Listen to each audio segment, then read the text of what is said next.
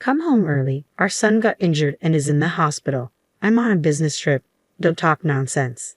The voice on the other end of the line was my husband, the father of our dear son. I was hoping to get him to come home because it was an emergency. When Jim realized his father wouldn't be coming, he put on a sad face. But in the next moment, he pointed at the television with a surprised look. "Look, it's Dad. He's home." Turning to the television, I couldn't believe what I was seeing. My name is Donna, 32 years old, living an ordinary life with my husband and son. Mike and I met through work. We were from different companies but often collaborated as business partners. After he asked me out, we dated for 2 years and got married when I was 27.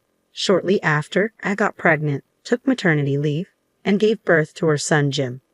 I returned to work last year when Jim started daycare. Since Jim was born, the time Mike and I spent as a couple has drastically decreased, and that's been a concern for me lately. We used to go on a lot of dates.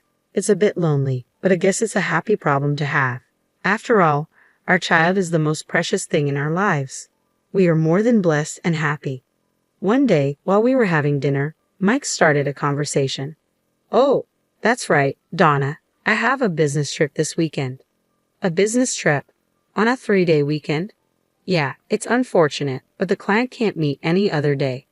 "I see. Working on long weekends, you must have it hard." "Yeah, I wanted to relax at home, but it's work, so I can't help it." Upon hearing our conversation, Jim, who had been listening intently, exclaimed, "Ah!" with a troubled expression and began to appeal to Mike. "Daddy, you have to work on your day off?" "Sorry, Jim, Daddy really has to go this time." No. You promised we'd go to the museum on our next day off." "We can visit the museum next time, Jim. I'll definitely take you next time." "Dad, you said that last time too, and we didn't go to the amusement park." Challenged by his son, Mike gave a troubled laugh. As a mother, I tried to calm Jim and reason with him. "Jim, you see, your dad is working hard for you, okay?" "For me?" "Yes, that's right. He needs to work even on his days off. Just this once, so we can go on fun trips with you." "So we can go on a trip next time." "Of course. Next time we'll definitely make him take us to the amusement park and the museum."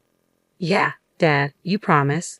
Seeing Jim happily stick out his tiny pinky to make a pinky promise brought a smile to my face.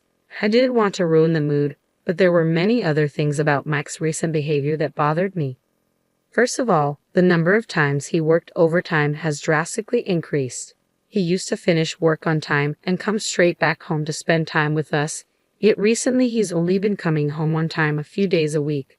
Today he happened to come home early, so we were able to have dinner together as a family. With Mike being home less, the majority of Jim's care has fallen onto my shoulders. I love Jim, and I don't mind taking care of him or doing household chores, but to be honest, there are times when I want to rant a bit. I don't want to doubt him, but is he really working overtime? Such unpleasant thoughts made my chest feel tight. To clear up my worries, I decided to talk to Mike after Jim had fallen asleep. He was watching TV with a beer in hand. I casually started the conversation. "Hey Mike, there's something I want to ask." At my call, Mike turned to me and said, "What's up?" It might be terrible to doubt my own husband, but nervously, I asked, "You've been working a lot of overtime lately. Is work really getting that busy?" "Well, yeah, I've been given more responsibilities. "I see, but you've also been going on more business trips, even on weekends and holidays." "There are client schedules to consider, right?" "What's up, Donna? You usually don't ask about this kind of stuff." "Well, we've been spending less time as a family recently, so I was wondering if you could reduce your overtime." At that, my husband sighed, and his tone clearly showed his annoyance. "Donna, didn't you just say it yourself that I'm working hard for Jim's sake?" "Huh? I thought you understood, Donna. I'm doing my best for the family, so why are you being so selfish?" "Selfish? I didn't mean to be. Anyway, please don't interfere with my work. I'm not doing this because I want to." "I understand. I'm sorry." After this conversation, our relationship as a couple took a turn for the worse. In front of Jim, we pretended to be parents who got along well, but when we were alone, our conversations dwindled to a minimum. 2 weeks later, it was the first day of the 3-day weekend, and as planned, my husband left for his business trip. Since our conversation, he had been cold to me, but he acted differently that day. As he put on his shoes at the entrance, he looked apologetic and said, I'm sorry, Donna. I know it's a holiday. It can't be helped. It's work. Yeah, but it feels wrong to leave Jim with you. When I get back, I'll help out. Don't worry about Jim. Thank you. All right, well, I'm heading out now. Okay. Have a safe trip. As my husband left the house with a wide smile, I couldn't shake the feeling that something was amiss. I forced myself to smile back, playing the role of a good wife. The next day, Jim said, I want to go somewhere, so we headed to a nearby shopping mall. We did some shopping and decided to have lunch. Just after leaving the restaurant and heading to the parking lot, a group of elementary school students on bikes crashed into me and Jim at full speed. We both ended up falling to the ground. I twisted my ankle, but my son Jim was having trouble getting up. Jim, are you okay? I rushed over and called out to him. Jim started crying out loud, Mommy, it hurts. Where does it hurt? Can you stand? My foot hurts. I can't stand up. Oh no, it's swelling up terribly. The way he fell must have been bad. His ankle was visibly swollen. From the looks of it, it was probably broken. I gently helped him sit up and rubbed his back. The elementary school kids who bumped into us looked stunned and dazed at the scene. For the time being, I took their parents' numbers and sent them home. I carried my son to the car and rushed to the nearest general hospital.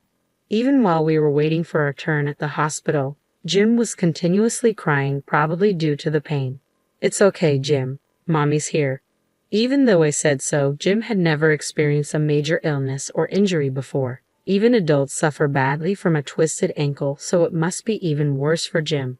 With sobbing mixed into his continuous crying, all I could do was keep comforting him. An hour later, we were finally called in for a checkup. The X-ray results confirmed that Jim's ankle was indeed broken. However, thanks to the cast, his expression seemed somewhat relieved. Now, what to do next?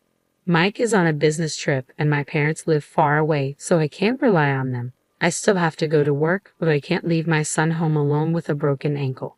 I contacted my workplace and arranged to work from home for a while. For now, I should call Mike. Mike, who answered the phone after a few rings, sounded annoyed as if the call was an interruption and bluntly asked, What do you want? Even though I was irritated by Mike's attitude, I explained the situation. We were hit by a bicycle in the parking lot at the shopping mall. Jim broke his ankle. We got it casted, so he seems a bit relieved now. Mike responded. And? What do you mean, and? Don't you have anything else to say? Aren't you worried?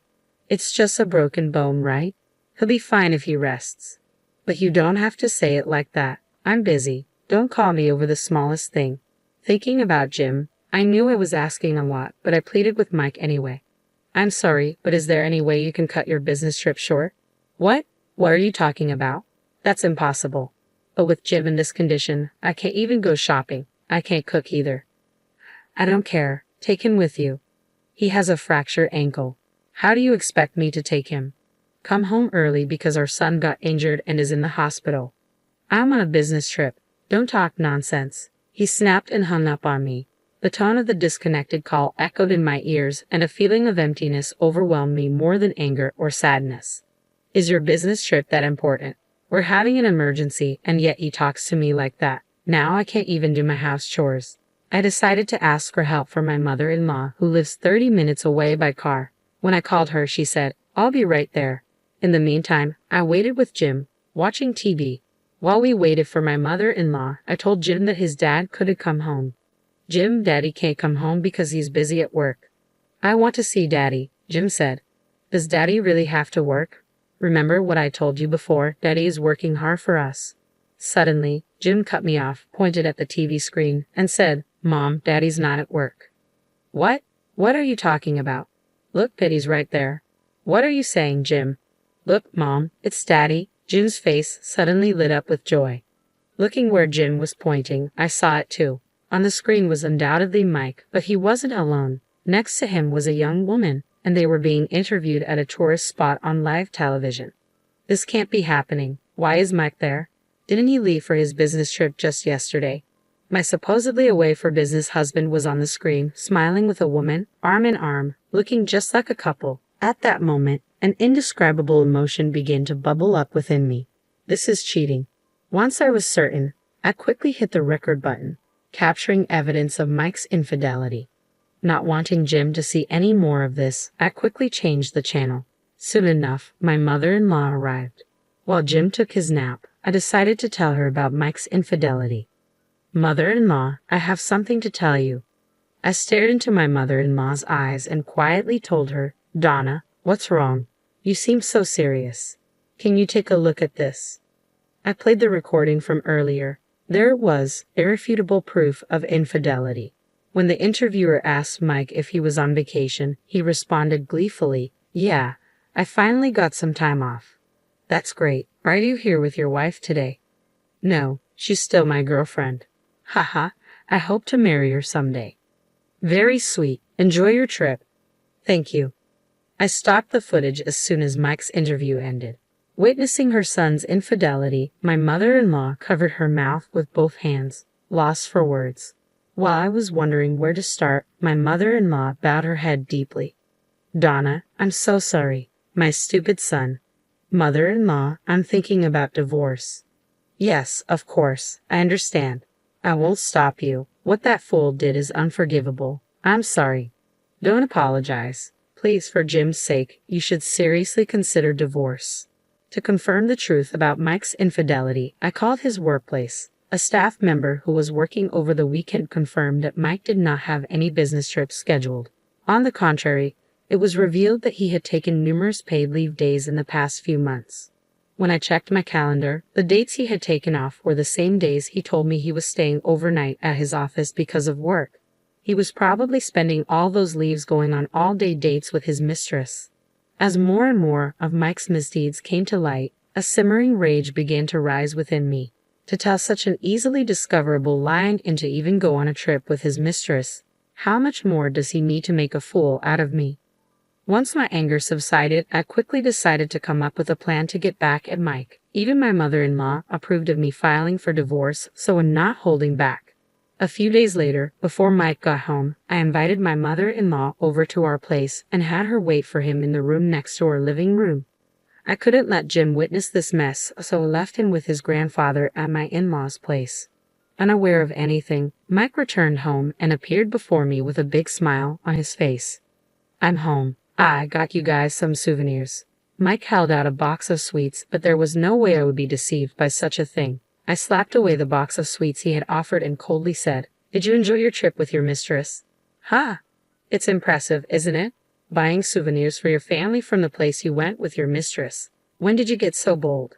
Hey Donna, what are you talking about? A trip with my mistress? Don't play dumb. I don't know. I have no idea what you're talking about, was all he repeatedly said. Suddenly, my mother-in-law appeared from the room next door, unable to bear it any longer. Even before I gave her the cue to come out, she briskly approached Mike and slapped him across the face. To the stunned Mike, she spat out angrily, What do you mean, business trip, you fool? What? Mom, what's going on? I just went on a business trip. Ha, can you still say that after seeing this? My mother-in-law slowly grabbed the TV remote and played the clip from Mike and his lover's interview. Seeing this, Mike's face turned ashen. His mouth opened and closed with no words coming out. The souvenir Mike had brought back was right from the shop that appeared in the clip. There was no more room for excuses. Perhaps realizing that he couldn't lie any further, Mike bowed deeply in apology right on the spot. His eyes were filled with tears as he began to apologize to me. I'm sorry, Donna. I thought it was just a fling. I'm not serious about her.